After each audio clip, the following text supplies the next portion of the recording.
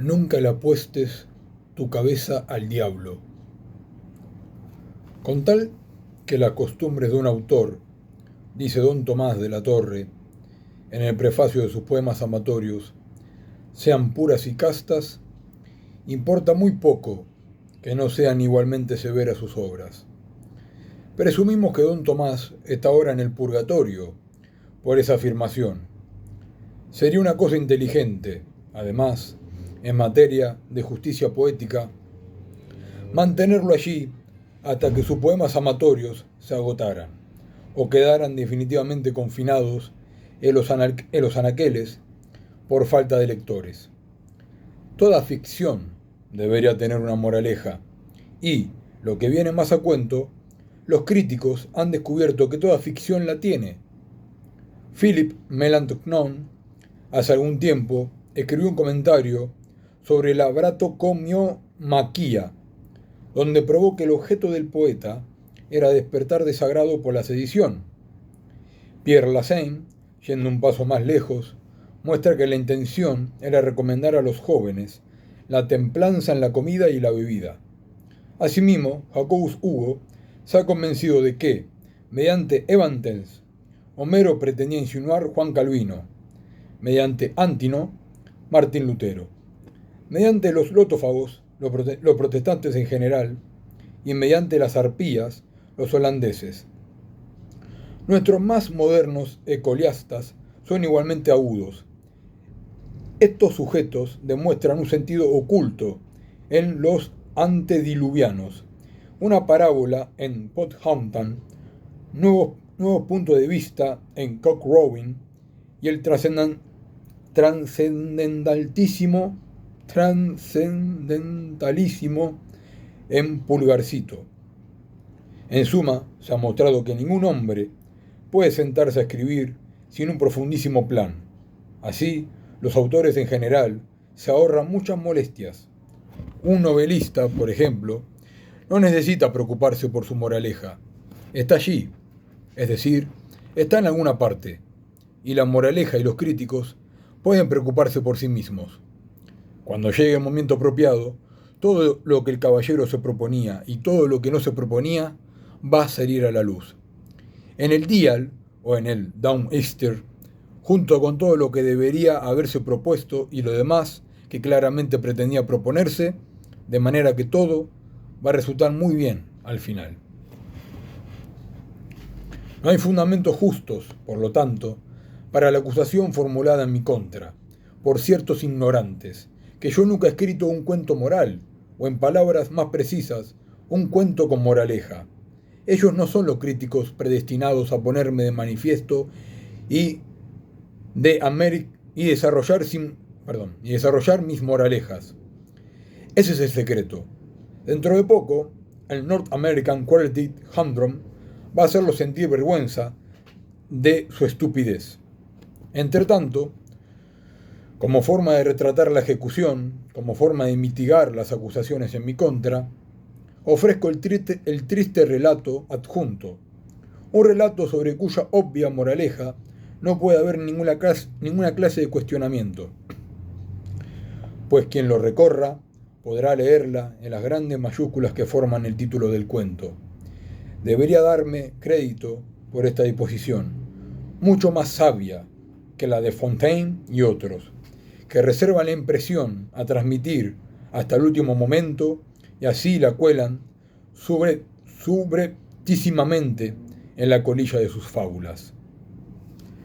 De funci infuria ne anfecantur era una ley de las 12 tablas, y de murtus nihil bonum es un excelente mandamiento, incluso si los muertos en cuestión no son más que fruselerías muertas.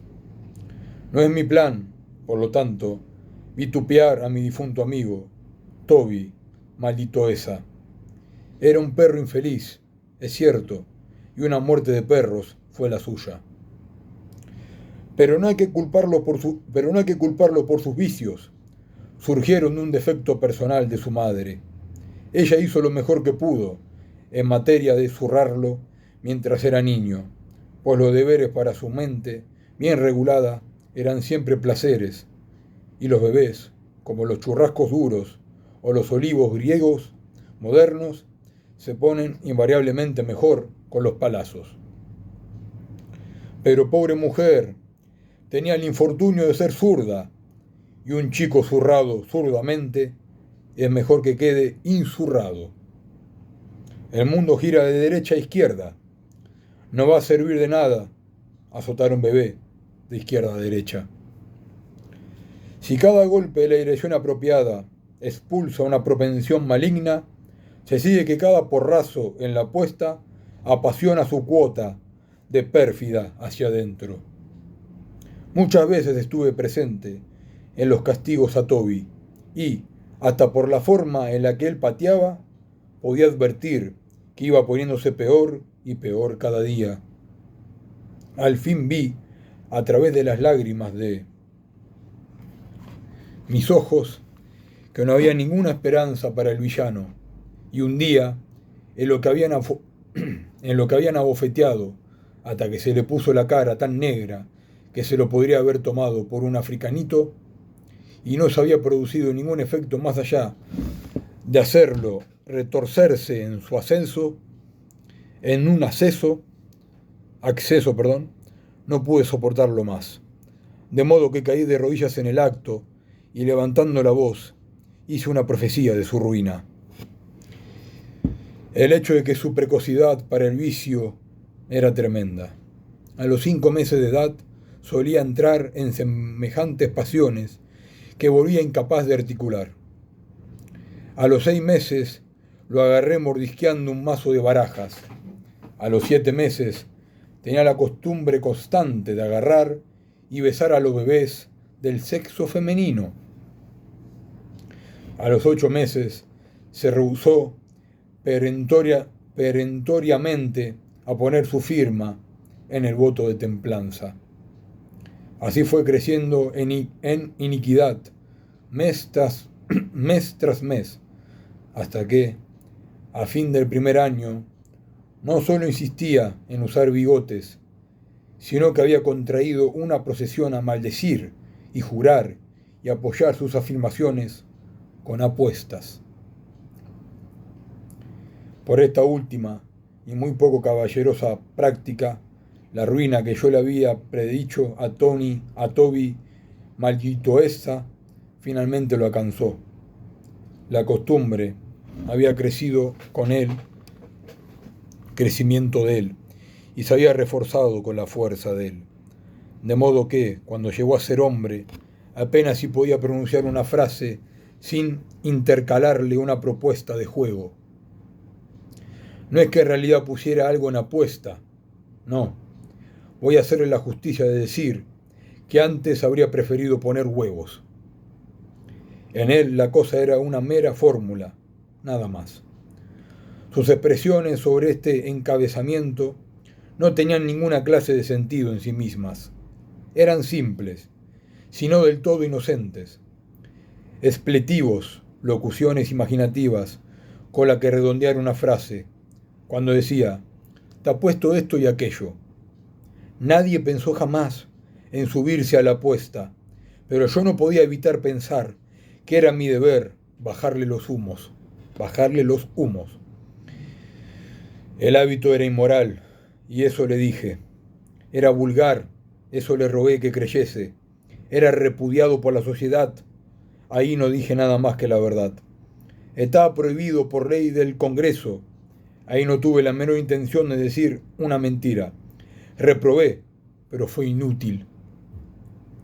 Comprobé en vano, supliqué, se sonrió, imploré, se rió, sermoneé, se burló, amenacé, juró, lo pateé, llamó a la policía, le tiré de la nariz, se la sonó, y apostó su cabeza al diablo a que no me aventuraría a intentar ese experimento otra vez. La pobreza era otro vicio que la peculiar deficiencia física de la madre de Malgiojosa le había legado al hijo. Él era detestablemente pobre, y esa era la razón, sin duda, por la que sus expresiones explícitadas sobre las apuestas rara vez se tomaban un giro pecuniario. Nada va a obligarme a decir que alguna vez lo haya oído hacer uso de figuras del lenguaje como te apuesto $1. Era usualmente te apuesto lo que quieras, o te apuesto lo que te atrevas, o te apuesto una minucia, o si no, más significativamente todavía, le apuesto mi cabeza al diablo. Esta última forma parecía agradarle más que ninguna, tal vez porque implicaba el menor riesgo, pues, maldito esa, se había vuelto excesivamente parsimonioso de haberle aceptado a alguien la apuesta. Su cabeza era pequeña, y por ende su pérdida también habría sido pequeña. Pero estas son reflexiones mías, y bajo ningún concepto estoy seguro de acertar al atribuírselas a él. En cualquier caso, la presión en cuestión aumentaba en favor del día en día, pese a la grosera impropiedad de que un hombre aportase su cerebro como billete de banco, pero ese era un punto que la perversa disposición de mi amigo no le permitía comprender.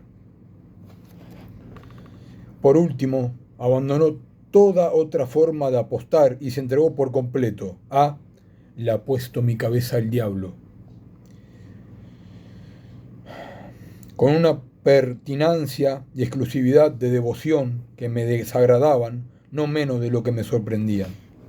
Siempre me desagradan las circunstancias que no puedo explicarme. Los misterios fuerzan a un hombre a pensar y a dañarse así la salud. La verdad es que había algo en el aire con el que el señor maldito esa acostumbraba a pronunciar su ofensiva expresión, algo en su manera de enunciarla que al principio me interesó y luego me inquietó mucho.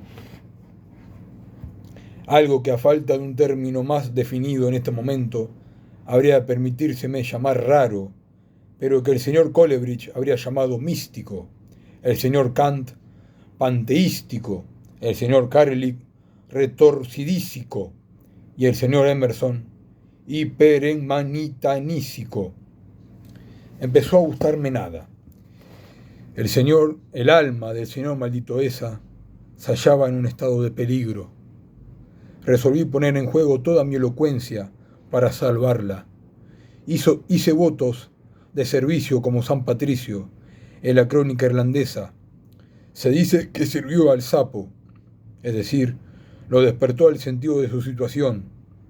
Me dirigí a la tarea en el acto. Una vez más, trasladé a la reprobación. Otra vez reuní mis energías para una tentativa final de reconversión. Cuando puse fin a mi conferencia, el señor maldito esa se permitió, con cierta conducta muy equívoca, durante algunos momentos, se quedó callado, tan solo mirándome a la cara inquisitivamente. Más de inmediato inclinó la cabeza a un lado y se levantó muchísimo las cejas. Luego extendió las palmas de las manos y se encogió de hombros. Luego guiñó el ojo derecho. Luego repitió la operación con el izquierdo.